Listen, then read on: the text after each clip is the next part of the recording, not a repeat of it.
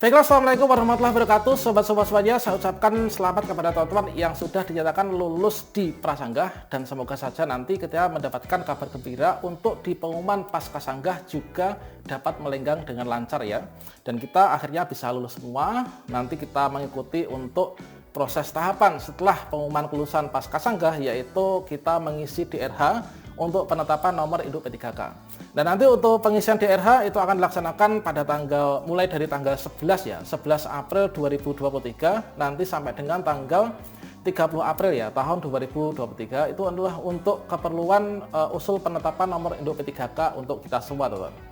Nah, setelah sebelumnya saya berbagi pengalaman yaitu terkait tentang 7 tips untuk sukses pemberkasan P3K guru. Nah, berikut ini kita akan berbagi pengalaman, yaitu di sini kan ketika nanti kita mengisi DRH, itu nanti setelah kita mengisi di bagian riwayat perorangan, kemudian riwayat pendidikan, riwayat pekerjaan, kemudian keluarga, organisasi dan lain sebagainya.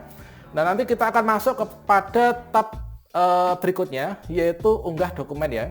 Nah, pada unggah dokumen ini pemberkasan secara paperless, ini nanti akan ada 10 berkas yang wajib diunggah yang nantinya akan diperiksa oleh Panselda sebagai dasar untuk nanti pengajuan usul penetapan NIP3K yang akan tertera pada SPTJM yang nanti akan dilampirkan ya kepada BKN. Nah, pada video ini dari 10 berkas ini saya akan berbagi pengalaman, yaitu di manakah mencari dari ke-10 berkas ini, kemudian nanti ketentuannya bagaimana. Nah, tentunya nanti teman-teman ketika pemberkasan sudah dimulai, menjelang pemberkasan ataupun juga setelah pengumuman kelulusan Pascasanggah, teman-teman harus selalu memantau yaitu di akun SSCSN, kemudian guru P3K kemdikbud.go.id, dan juga dipantau di website instansi masing-masing. Dikarenakan bisa saja nanti dari kebijakan untuk pemberkasan di satu daerah dengan yang lainnya itu ada perbedaan. Nah, di sini kita harus mengacu pada daerah kita masing-masing ya. Mungkin ada daerah yang untuk pemberkasan itu hanya secara paperless, itu sudah cukup. Mungkin ada juga yang mengharuskan untuk kita mengirimkan berkas fisik. Nah, tentunya kita harus selalu memantau dan nanti kita ikuti sosialisasi yang kemungkinan akan diberikan oleh masing-masing daerah kita ya. Baiklah sobat semuanya, kalau misalkan kita melihat pada buku panduan yang terbaru ya untuk pemberkasan atau pengisian DRH di tahun 2022-2023 ini, sepertinya tidak jauh berbeda dengan buku panduan yang telah dirilis oleh BKN pada tahun-tahun sebelumnya. Yang mana di sini pada bagian tab unggah dokumen, setidaknya di sana ada 10 berkas ya teman-teman yang wajib kita upload. Nah, di sini di mana kita mencarinya dan ketentuannya bagaimana. Nah, di sini kalau misalkan kita melihat ya, ini adalah untuk berkas-berkasnya nih. Yang pertama yaitu kita mengupload yaitu file scan surat pernyataan 5 poin, teman-teman. Jadi file scan surat pernyataan 5 poin inilah sesuai dengan peraturan BKN yang terbaru. Nah, di sini nanti adalah formatnya PDF, kemudian maksimal ukuran 1000 KB. Nah, jadi nanti untuk dari file untuk format yang surat pernyataan 5 poin, nanti teman-teman bisa lihat yaitu diunduh pada masing-masing website instansi. Nah, di website instansi nanti setelah pengumuman kelulusan Pascasanggah biasanya akan diumumkan daftar nama peserta yang dinyatakan lulus di Pascasanggah dan bersiap untuk melakukan pemberkasan. Nah, di sana nanti biasanya itu nanti juga akan diberikan yaitu format-format untuk persuratan tertentu, misalkan yaitu format untuk surat lamaran P3K-nya itu bagaimana. Kemudian ketentuan untuk diperuntukkan untuk apa.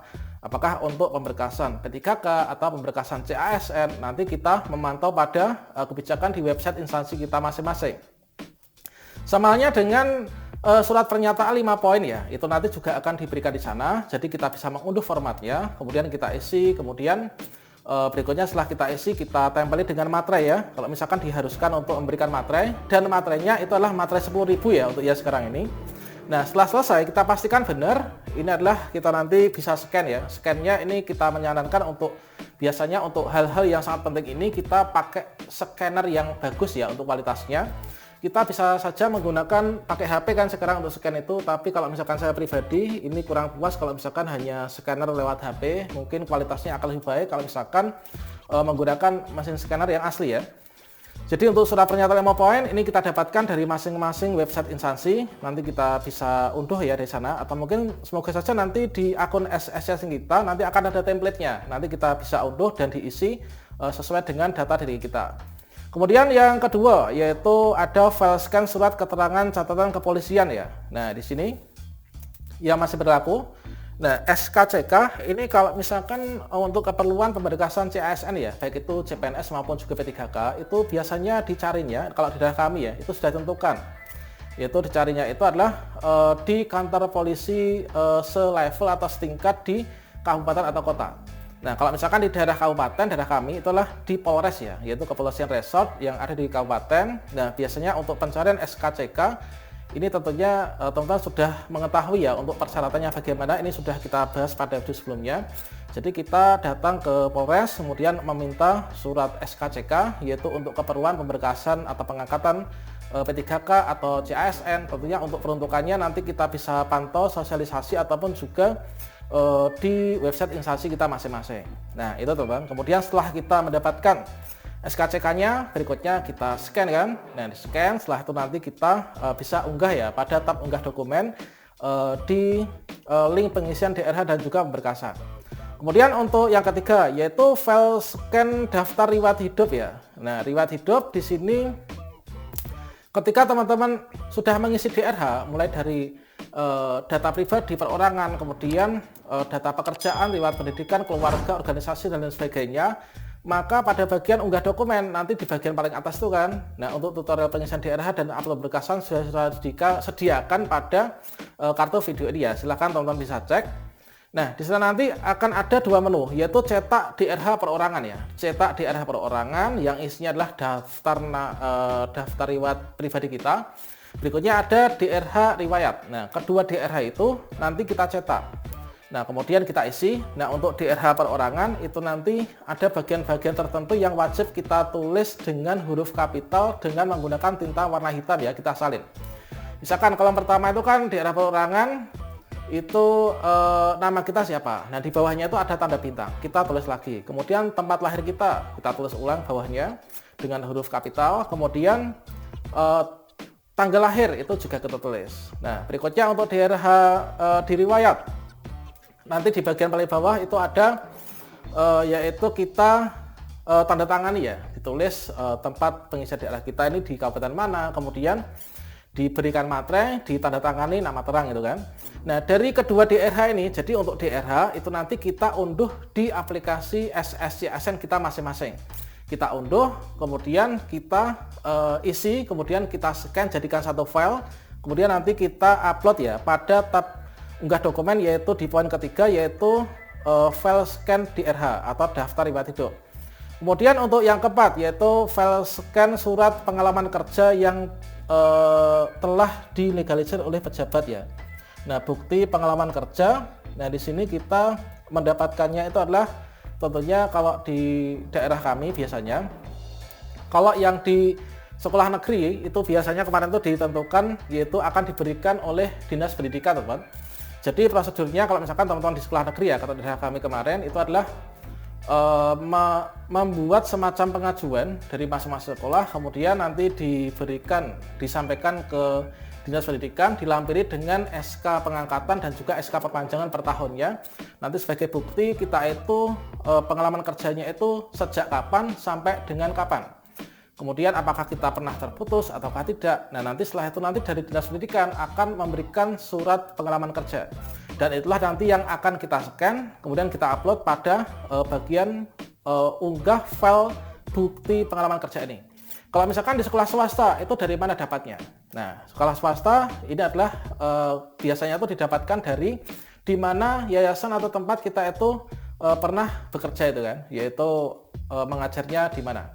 Tentunya nanti juga kita mengikuti arahan ya dari masing-masing di KPSDM masing-masing. Nanti untuk ketentuannya pengalaman kerja itu diperolehnya dari mana? Apakah cukup dari sekolahan atau nanti difasilitasi dari Dinas Pendidikan? Kita memantau informasinya dari sosialisasi di daerah masing-masing. Nah, selanjutnya berikutnya adalah file scan surat keterangan tidak mengkonsumsi nafsa ya. Nah, di sini nafsa itu apa? Tentunya adalah seperti itu ya. Dan di sini kita tidak menyebut terkait tentang kepanjangannya karena biasanya ini sensitif ya di YouTube sekarang ini. Nah, jadi surat bebas nafsa itu adalah kita bisa dapatkan itu kalau daerah kami itu kemarin bisa ditentukan ada dua ya. Yang pertama dari RSUD nanti akan diuji gitu kan, kita diuji fisik kita. Kemudian berikutnya nanti juga bisa dicari di BNN kabupaten ya. Nah, setelah kita mendapatkannya, itu nanti dari surat itu data-datanya akan kita masukkan pada pengisian di data lainnya di bagian setelah organisasi ya. Lalu nanti kita juga scan kemudian diupload pada tab unggah dokumen. Itulah untuk surat keterangan bebas nafsa ya. Kemudian setelah itu nanti kita upload juga yaitu file scan surat keterangan sehat jasmani dan juga rohani. Ini biasanya kita mencarinya itulah di kabupaten ya levelnya kalau di daerah kami, yaitu di rumah sakit pemerintah ya, di rumah sakit umum daerah. Ya benar, nanti kita akan mengikuti semacam tes untuk psikologi ya biasanya, dan juga pengujian kesehatan di laboratorium gitu kan. Setelah nanti kita mendapatkan surat keterangan sehat jasmani dan juga rohaninya. Nah, setelah itu nanti kita scan dengan kualitas yang terbaik, kemudian nanti kita upload pada tab unggah dokumen ya, di tab yang ke-6 teman-teman. Nah, berikutnya di sini adalah kita mengupload file scan yaitu ijazah ya teman-teman, yaitu file scan ijazah pendidikan asli. Ini adalah yang terdaftar di Dikti. Jadi di sini kita menguploadnya adalah ijazahnya itu yang asli ya, yang asli kita scan kemudian kita upload di sini. Dan biasanya untuk file scan ijazah asli, kemudian transkrip asli dan juga pas foto itu biasanya sudah ada di sini. Dikarenakan itu nanti akan terinclude dari proses pendaftaran kita dulunya setelah membuat akun SSCASN. Nah, termasuk foto juga nanti juga akan di sini. Kalau misalnya di sini kita namun bisa diberikan kesempatan ya, yaitu untuk mungkin memperbaharuinya atau menggantinya seperti itu. Kalau misalkan di sini sudah bagus, kualitasnya sudah benar, maka kalau misalkan tidak kita ganti itu juga tidak masalah ya. Jadi untuk file ijazah dan juga transkrip itu adalah yang asli yang kita upload ya. Kita scan dengan kualitas terbaik, kemudian kita upload pada akun SSCASN kita masing-masing. Untuk foto ini kita bisa perbaharui ataukah tidak. Nah, nanti kita ikut arahan dari masing-masing daerahnya. Ketentuannya apakah nanti pakai bajunya itu hitam putih atau mungkin ketentuannya seperti apa gitu kan. Dan berikutnya adalah di sini file scan surat lamaran CASN ya. Ini yang ditujukan kepada instansi. Nah, ditujukan kepada biasanya itulah kepada pejabat pembina kepegawaian ya. Kalau misalkan saya itu di level kabupaten misalkan, berarti kepada bupati mana gitu ya. Kalau misalkan di level kota madya berarti kepada wali kota mana gitu. Kemudian di level provinsi misalkan itu adalah kepada gubernur teman-teman. Jadi untuk surat lamaran pekerjaan ini ketentuannya apakah nanti bisa diketik ataukah harus ditulis tangan dengan huruf yang Latin ataukah nanti huruf yang gedrik atau tidak Latin. Ini adalah nanti kita ikuti panduan yaitu dari masing-masing instansi kita. Nanti untuk kebijakan di tiap daerah itu bisa saja berbeda teman-teman. Untuk file ukurannya itu adalah 1000 KB. Nah, itulah teman-teman untuk mencarinya. Untuk surat lamaran ini nanti juga akan diberikan contoh ya atau template-nya itu di web instansi kita masing-masing. Tentunya dalam pemberkasan ini kita harus selalu memantau di portal website instansi kita masing-masing, dan juga nanti kita bisa saling berkoordinasi dengan teman-teman sesama yang lulus seleksi ya pada tahun ini, supaya nanti kita itu bisa lancar dan sukses ya untuk pemberkasan P3K Guru di tahun 2022 yang dilaksanakan pada seleksi pada tahun 2023 ini. Oke, kira-kira itu teman-teman untuk pengalaman terkait tentang unggah dokumen. Ada 10 berkas yang wajib diupload, itu cara mencarinya itu bagaimana, dicari di mana. Semoga bermanfaat dan salam sukses untuk kita semuanya. Bagi teman-teman yang belum lulus, semoga bisa segera lulus di tahun 2023 ini. Demikian, wassalamualaikum warahmatullahi wabarakatuh.